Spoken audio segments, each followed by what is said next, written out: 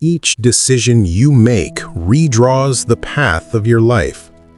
Some paths remain unseen, the ones you turned away from, the worlds that quietly faded when you said no. Have you ever wondered how different your life might be if you had taken another road?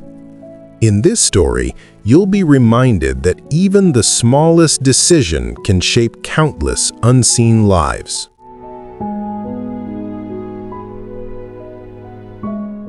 Leo was 10 years old, an age when life felt like a long, straight road stretching into a sunny haze. He didn't think much about forks or detours. He was too busy kicking a soccer ball down the middle of the pavement. His world was his house, his friend Sam's house, and the school at the end of the street. Next door lived Mr. Silas. His house was quiet.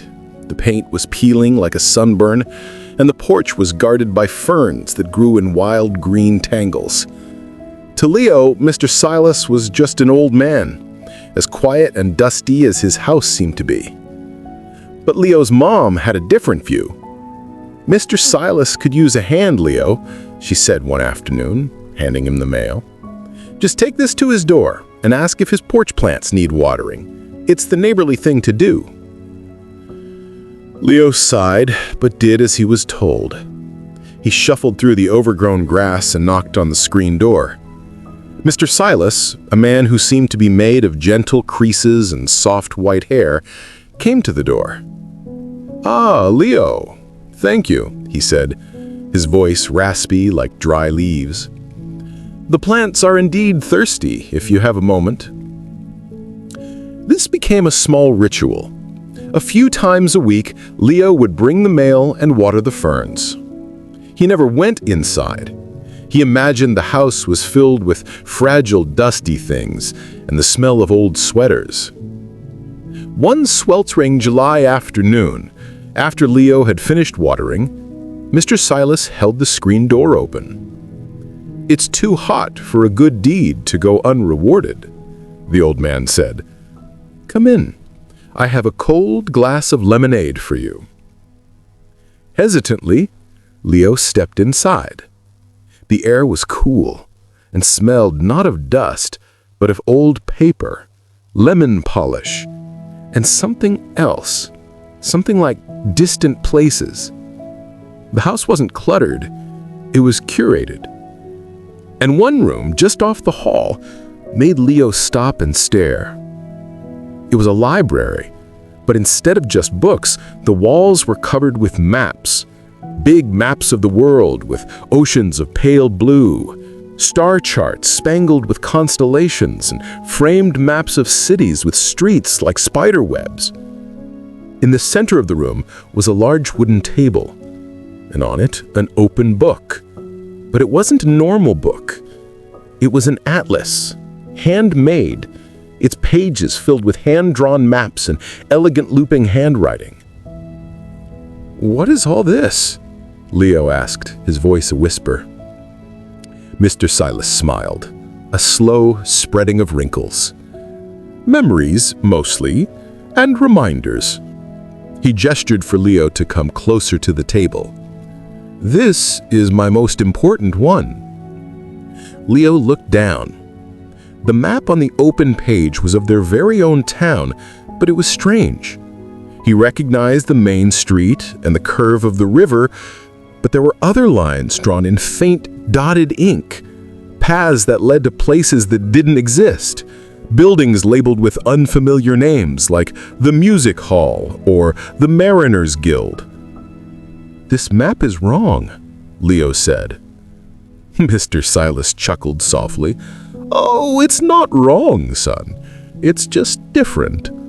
This isn't just a map of our town. This is a page from my atlas. I call it an atlas of roads not taken." That sentence hung in the air, filled with a weight and mystery that Leo, for the first time, was eager to understand. He took the glass of lemonade and sat down. That afternoon was the first of many. Leo's visits became longer, moving from the porch to the map room. With each visit, Mr. Silas would turn a page in his strange atlas and share the story of another road he had chosen not to walk. "This one," Mr. Silas said one day, pointing to a sweeping blue line he had drawn across a map of the Atlantic Ocean. "This was the road to the sea." He told Leo that when he was 18 years old, he had been offered a job on a merchant ship leaving from the city docks. He had dreamed of seeing the world, of smelling foreign spices and hearing languages he didn't know. He had his bag packed and his ticket in his pocket. "But the day before I was to leave," Mr. Silas explained, his eyes looking at something far away, "my father fell ill. He couldn't run the family hardware store alone. My mother needed me." He tapped a spot on the map of their town. "So I unpacked my bag. The ship sailed without me. I took the road that led back to this store, right here on Main Street, instead of the road that led to the sea." "Do you regret it?" Leo asked. He was quiet for a long moment. "Regret is a tricky word, Leo. If I had gone, I would have seen the world, but I would not have met my wife, I would not have had my son, and I would not have met you.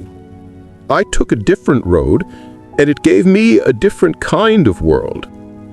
This map isn't about regret. It's about understanding that every step you take is also a step you don't take somewhere else. It's about knowing the shape of your choices." Another week, Mr. Silas showed Leo a map of a city 100 miles away. A dotted line led to a small building marked the Grand Stage. He pulled a dusty guitar case from behind a chair. This was the road to the stage. He told Leo that he once had a fine singing voice and played the guitar. A traveling band heard him play at a local fair and invited him to join them. "I was terrified," Mr. Silas confessed. "What if I wasn't good enough? What if the audience laughed?" The fear was like a huge mountain that appeared on the map, blocking the road. So I told them no. I let the fear choose my path for me. He ran a hand over the smooth wood of the guitar. "Of all the roads in this book, that one feels like the most a ghost. I never found out what was on the other side of that mountain because I never tried to climb it." The stories continued. There was the page showing a map of a small farm, the road of the good earth, which he and his best friend had planned to buy together. But they had a foolish argument over money, and their pride built a wall between them. They never spoke again, and the road to the farm vanished for both of them. Through these stories, Leo's own world began to change. He started to see choices not as simple yes or no answers, but as paths that led to different landscapes. One day at school, a sign-up sheet was posted for the annual play. Leo had always wanted to try out, but the thought of standing on stage in front of everyone made his stomach feel like a fist. His first instinct was to walk away, but then he thought of Mr. Silas's dusty guitar and the mountain of fear. He thought of the road to the stage that had become a ghost. He walked over to the list, took a deep breath, and wrote his name down. He didn't get the main part. He was cast as a tree with only one line. But when he stood on stage during practice, he felt 10 feet tall. He had faced the mountain. When he told Mr. Silas, his eyes twinkled. "Ah, so you chose not to draw a ghost on your map. That is very wise."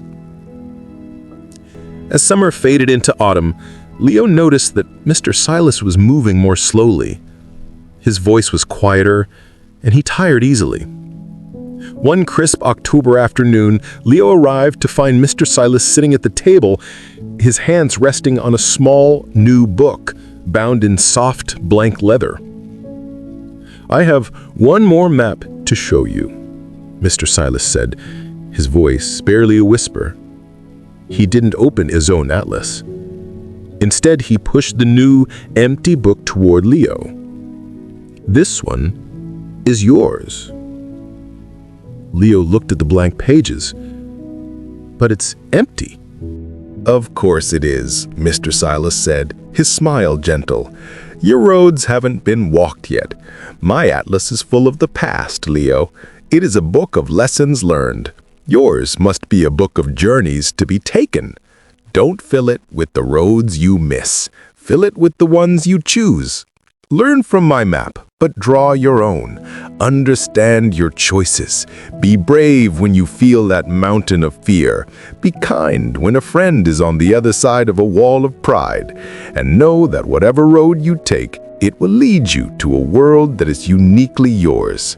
He placed his frail, wrinkled hand over Leo's. "Promise me you'll draw a beautiful map, son." "I promise," Leo whispered, clutching the book. That was the last story Mr. Silas ever told him. A few weeks later, the quiet house next door became even quieter. The day after the funeral, Leo sat under the big oak tree in his backyard, the empty atlas in his lap. He was sad, but the sadness was mixed with a deep, warm feeling of gratitude. Mr. Silas had given him the greatest gift of all, a way to see his own life. He opened the book to the first page. With a pen from his pocket, he began to draw. He drew a map of his neighborhood. He drew his house and Mr. Silas's house next to it. He drew the school at the end of the street, and he put a big star on the auditorium stage, labeling it the mountain. He drew a clear, solid line from his house to the school. At the top of the page, in his neatest handwriting, he wrote the title. It did not say, "An Atlas of Roads Not Taken." It said, "My Atlas, the first road," and the journey was just beginning. Thank you for listening to this story. And remember, between every choice lies a story, one that begins where another ends. So choose your path wisely. If you'd like to hear more stories with me, don't forget to like, comment, and subscribe. Until next time, take care, and God bless you.